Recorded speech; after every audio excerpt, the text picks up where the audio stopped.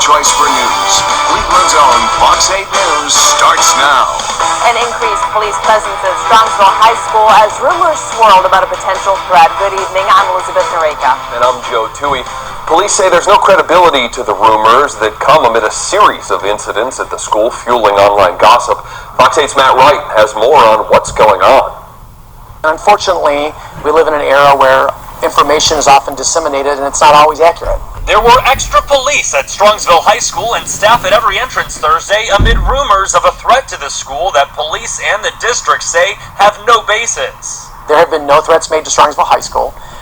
There's been no threats that we can substantiate verbally from a person. We can't substantiate them online. Principal Bill Wingler says he's fielded nearly 200 emails from concerned parents. Some even kept their kids home.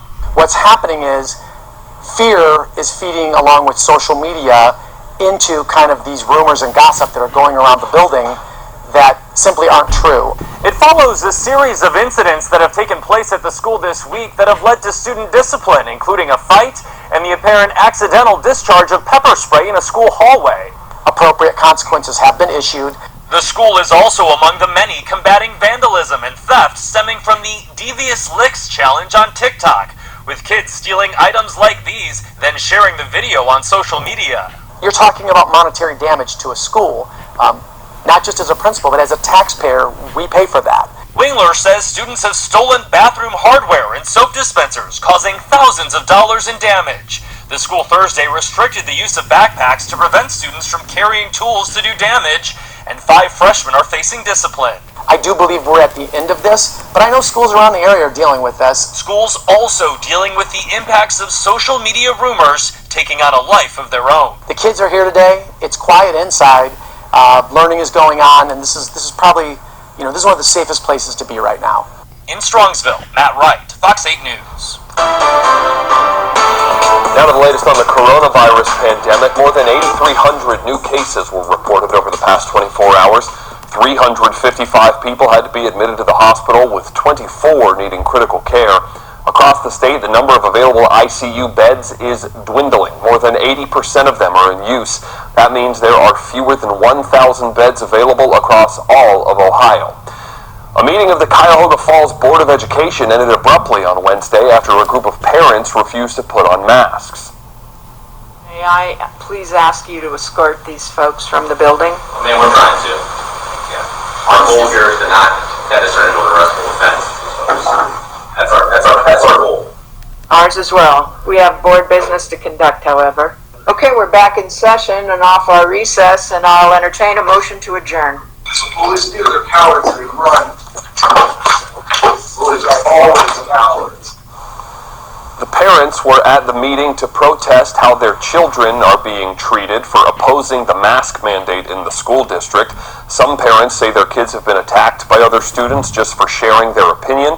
After the contentious meeting, the parents left the high school. No one was arrested. If the mask mandate is in place, then we expect people to adhere to the policies and procedures. I think that they're hiding behind their masks. And I think that's their way of just getting out of the whole debate about it. Police will be on standby for the next board meeting on October 6th. Tens of thousands of job openings across Ohio remain unfilled as local businesses and restaurants are struggling to fill those positions. The Ohio Department of Job and Family Services says the number of people working or actively looking for work is rising while unemployment claims are dropping. Still, restaurants across Northeast Ohio continue to struggle to find good help. COVID-related unemployment benefits ended on September 4th. Aisha Otis of Cleveland is unemployed and says she would rather work than collect unemployment. If you don't need to collect it, don't. I mean, if you could get up and go to work every day, get up and go to work. I did for the last 2, 3, 4, 5, 6 years. The Department of Jobs and Family Services says of the 200,000 available jobs across the state, more than half pay $50,000 a year or more. A Fox 8 I-Team investigation has exposed a breakdown in a city camera system set up to protect you. It's part of the real-time crime operation to help solve cases, but police dispatch tapes reveal many city security cameras are not working, even at the scene of a murder this week across from the West Side Market. Real-time's checking, but the cameras weren't functioning. Do you have real-time crime? Look at the camera in the area of 26 and Lorraine. The cameras were not functioning because of the storm, but I'll let them know. I-Team reporter Ed Gallick shared that dispatch audio with a Westside activist who'd helped push to get more cameras up. Police say they have a network of 1,500 cameras and they need maintenance from, quote, time to time. The 7th annual Dick Goddard APL Telethon is winding down, but there is still plenty of time to help. Still a few minutes left here. We want to send it back out to Natalie Herbick for more, including a big thank you. Hey, Natalie. Hello, guys. Okay, so I have to ask a quick question to everyone behind me. Who is not on a phone? Raise your hand. Okay, that's way too many hands. Way too many hands. We need these numbers to keep ringing. We're not yet at our goal from last year. We need these numbers to keep ringing. And why? Because of precious little angels like this. Sharon, who do we have here with us? This is Diego. Diego is 6 weeks old, was brought in by a good Samaritan who found him wandering the streets. And when he got in and we examined him, we found, and it might be hard to see, but this huge hernia. Those are his intestines that have popped through the wall, and he's going to need a surgery to put those back where they belong and to fix that hernia. Making these phones ring give animals like Diego a chance. We wouldn't be here if it wasn't for the work that you're trying to do to save his life right now. That's right. We wouldn't be here without the work we do, without donations to this organization, without wonderful people like the Good Samaritan who brought him in. This is kind of cliche, but it takes a village, and we need our village to make these phones ring. And the big thank you that you folks were mentioning earlier, Liz and Joe, is to White Claw, one of our main sponsors of this event today. That's right. A huge thank you to White Claw, Hard Seltzer, to Cross Country Mortgage, and to our other sponsors and everybody who did a matching hour.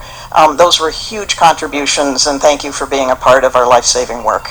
If and people, Fox 8. Well, it's our honor. It is our honor, and it's on behalf of Dick Goddard. Yes. For those who don't really understand what goes on day to day, I mean, I've seen it personally firsthand. For those who don't know what a typical day is like here, maybe you could just give a little bit of a rundown. Yeah, there is no typical day. So today's typical day is we're doing a telethon. We're celebrating all these great stories. Our humane agents find 11 emaciated chickens, which means really thin, missing feathers, stuffed into a cage in the backyard. They're now here receiving the care they need. We're helping keep families together. We're working with Cleveland families, and when they're short on resources, when they're suffering hard times, they're good pet owners. They're doing everything they can for their pets. They just need a little more help. We don't want those animals to come to a shelter to find a new home. We want to keep them with the people they love. So you have to think about all the ways in which your donations are helping. That is huge. If you can't maybe have a dog, you can't adopt a dog, but to know that you can help a family to keep a dog or a cat that they might have that they just can't afford, that goes a long way too. Well, and think of that pet. That pet has no idea how much their family has. Has no idea how much money that their family has. They know they love their family, they want to stay with their family, and we need to help them stay together. So again, everything right there for you at the bottom of the screen. The text to APL to 243-725. You can call the number right there.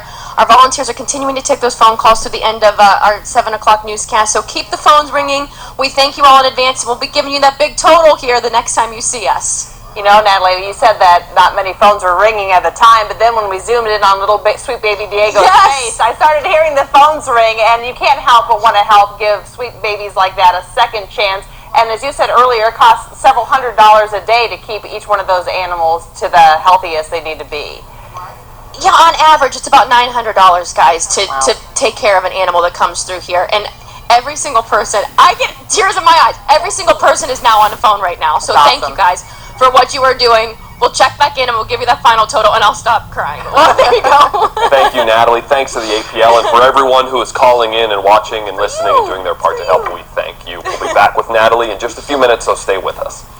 Well, the case has millions asking, where's Gabby Petito? Still ahead, new police video that shows what happened when officers confronted her fiancé. Plus, a coronavirus booster shot gets closer to reality. The new evidence that says it might be necessary soon. Hi, AJ.